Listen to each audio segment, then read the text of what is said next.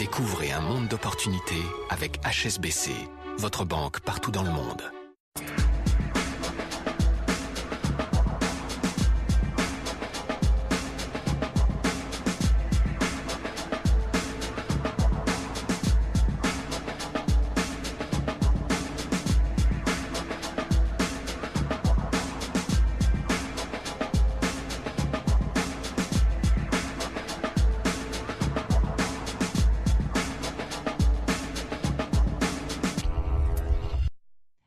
Donc nous voilà de retour sur le plateau des 24 heures chrono de l'International pour parler maintenant de la main-d'œuvre polonaise.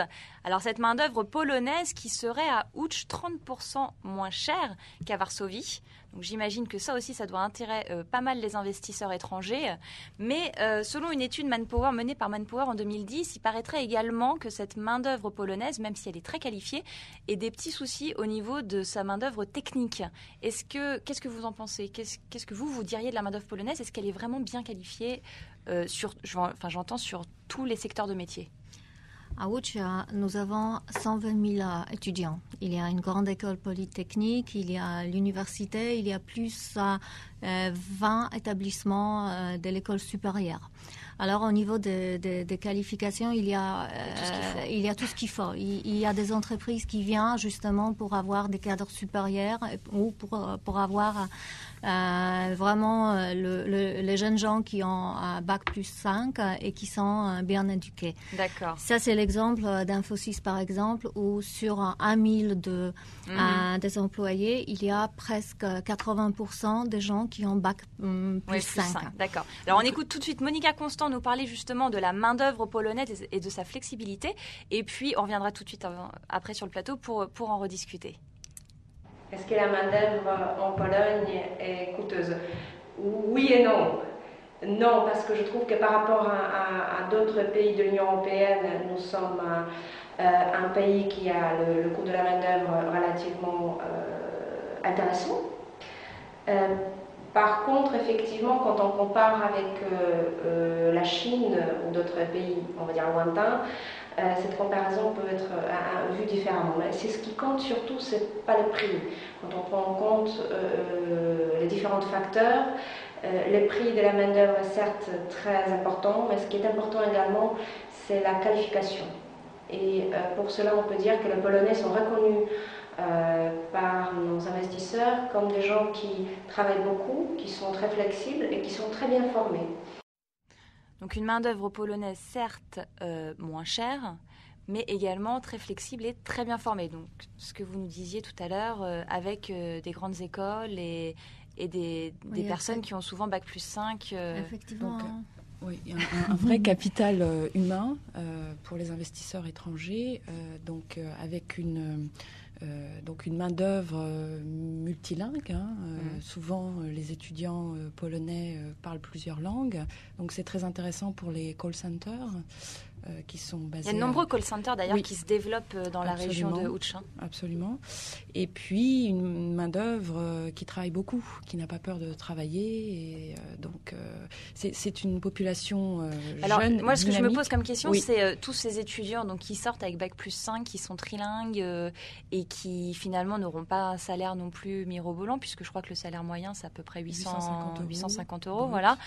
Est-ce qu'ils restent en Pologne ou est-ce qu'il n'y en a pas beaucoup qui veulent aussi partir Il reste. Il y avait à un moment donné, après l'ouverture surtout de frontières et du marché de travail en Angleterre, qu'il y en avait énormément qui immigraient.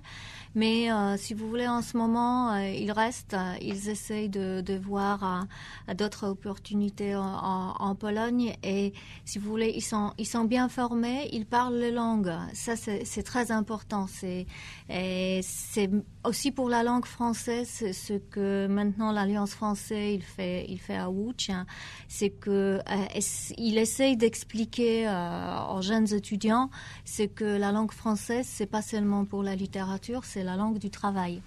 Alors je pense qu'il y a un vrai changement en ce moment.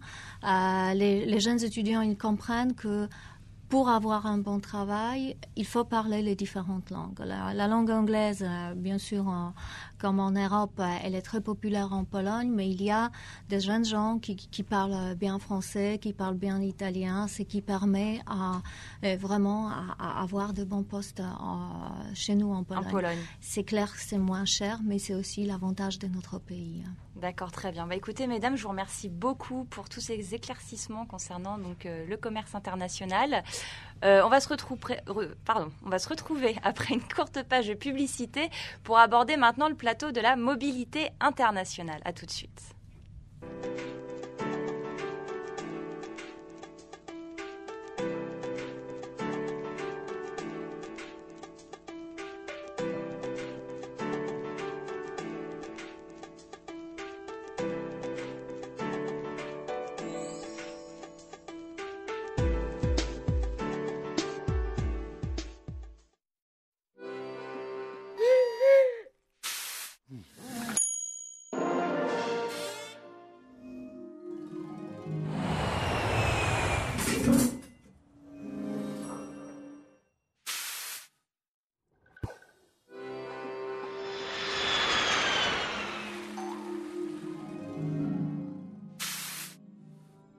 La CFE, votre sécurité sociale jusqu'au bout du monde.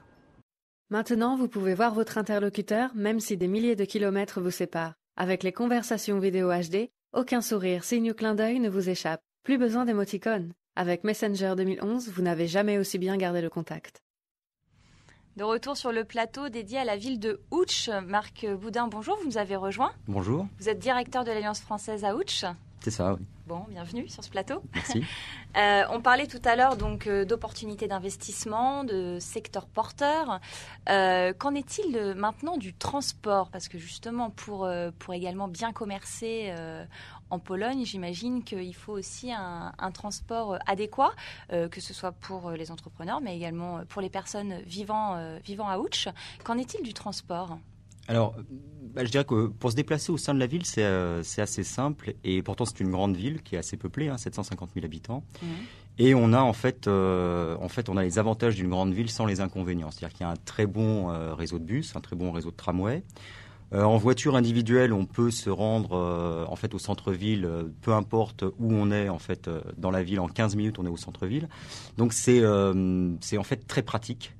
Ce qui permet de sortir facilement, d'avoir des rendez-vous assez facilement dans la ville. Aussi. Après, ce qui est plus compliqué, et ça, c'est pas spécifique à Ouch, mais c'est spécifique à la Pologne, c'est qu'effectivement, au niveau des autoroutes, c'est encore en cours de construction. Et au niveau du réseau ferré, c'est encore un peu lent. Même si Ouch a une connexion avec Varsovie qui est quand même assez rapide, puisque c'est 1h28 maintenant en train.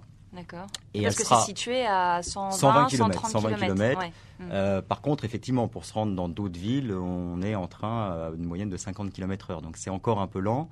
Ce qui est intéressant, c'est que les autoroutes sont en cours de construction. Oui, c'est ça. Il devrait y avoir une autoroute nord-sud qui traverse le pays, qui passerait donc par Ouch. Qui passera par Ouch. Et l'autoroute, l'axe est-ouest, passera aussi par Ouch. Donc, le croisement des autoroutes est situé à Ouch. Ça devrait être fait quand, ça ? Alors, je pense que d'ici 5 ans, 4-5 ans, ce sera en place. Et les travaux d'aménagement des voies ferrées sont en cours. Et Ouch sera aussi un important nœud ferroviaire. Et donc, on aura une connexion rapide avec Varsovie de 55 minutes. Et puis, on sera connecté à toutes les grandes villes de Pologne. Et donc, qu'est-ce que vous pensez ? Vous pensez que Ouch va devenir finalement une ville à part entière ? Ou est-ce que, justement, en étant relié très rapidement à Varsovie, elle va devenir une banlieue de Varsovie ou... Que pensez-vous de ça ? Moi, je dirais un peu des deux, parce qu'en fait, quand on est à 55 minutes de Varsovie, on peut très bien habiter à Ouch, où il y a encore de l'espace, où les loyers sont encore pas chers, et aller travailler à Varsovie. Et puis, Ouch a des atouts... toujours en termes d'espace, en termes de main-d'œuvre, 122 000 étudiants extrêmement bien formés, et on peut développer son activité à Ouch, alors que c'est plus compliqué de trouver de l'espace à Varsovie, et on a des salaires qui sont beaucoup plus importants. Donc je pense que Ouch peut se développer suivant les deux axes. Ouais, pour